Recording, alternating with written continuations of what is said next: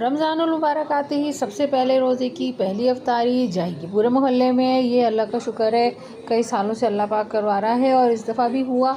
और आज के रोज़े की अफ्तार में मैंने क्या क्या काम किए, क्या क्या नहीं किया। अच्छा, ये तो आप लोगों को पता ही है कि हरी चटनी, इमली की चटनी और पकौड़ों का बेसन पहले से कैसे घोल के रखते हो, मैंने आपको बताया था। लेकिन मुझे आज ज़्यादा चाहिए था क्योंकि ज़ाहिर बात है माशाल्लाह काफ़ी सारे घरों में अफ्तारी जाती है, तो फिर मैंने और ज़्यादा घोला बेसन। और मुझे आलू के पकोड़े बनाने थे मिक्स वाले। अच्छा, मिक्स वाले पकोड़े वो होते हैं जिसमें आलू बारीक कतरी भी होती है, मुझे बहुत अच्छे लगते हैं ये।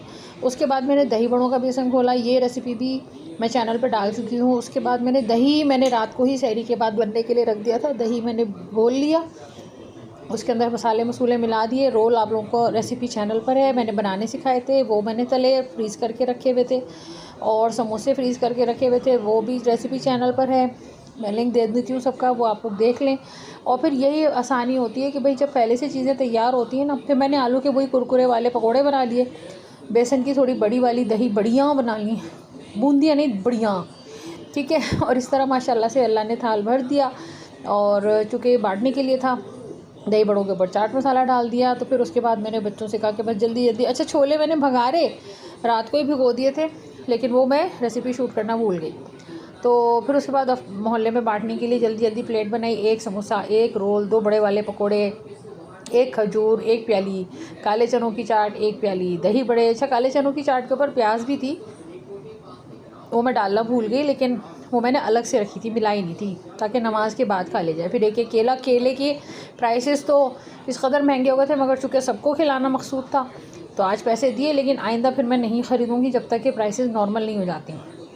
तो मोहल्ले में पड़ोसियों में सबको खिलाया। फिर ये ख़वान पोश ट्रे कवर मैंने एक अच्छा सा बनाया हुआ है, मैंने नहीं बनाया, मोहल्ले में ही एक हमारी बूढ़ी सी नानी रहती है, उन्होंने मुझे बना के दिया था। फिर जैन मियाँ से कहा चलिए भाई ड्यूटी पे लग जाइए, तो रोज़ेदार मेरे जैन मियाँ माशाल्लाह सारे घरों में देखे आए, माशाल्लाह 10-11 घरों का माशाल्लाह। फिर रोज़े से पहले का इस तरह जब चीज़ें पहले से बनी हुई थी, तो मुझे दुआ मांगने का और अफ्तारी से पहले सबसे बातें करने का, बर्तन लगवाने का, सारे काम करने का, साथ साथ में बच्चों को डांटने का काम भी बहुत अच्छे से करती जा रही थी। उस रोज़े की वजह से उसकी एनर्जी में कोई कमी नहीं आई थी। और फिर सबसे मैं कह रही हूँ अफ्तार हो गई है, हो गई है, हो गई है। मौलवी साहब कह रहे हैं खुल गया रोज़ा, खुल गया है। नहीं सुन रहा कोई, नहीं सुन रहा कोई, टीवी पे खुलेगा तब देखेंगे। चलो भैया, हमने तो खोल दिया क्योंकि मौलवी साहब ने कह दिया था। वो माइक आज ठीक नहीं था, वो कुछ क्या कह रहे थे कुछ समझ नहीं आ रहा था, लेकिन मुझे समझ आ गया था कि रोज़ा खुल गया। अल्लाह के करम से रमज़ान आए भी, पहला रोज़ा अफ्तार भी हो गया, सबको खिला भी दिया। फेसबुक, इंस्टाग्राम, यूट्यूब, टिकटॉक सबके ऊपर लेवन कुक विसार को लाइक सब्सक्राइब फॉलो करें। और तीसरे रोज़े से दोपहर 3 से 4 बजे यूट्यूब चैनल के ऊपर शान अफ्तार मेरे साथ अच्छी अच्छी बातें कुकिंग के साथ।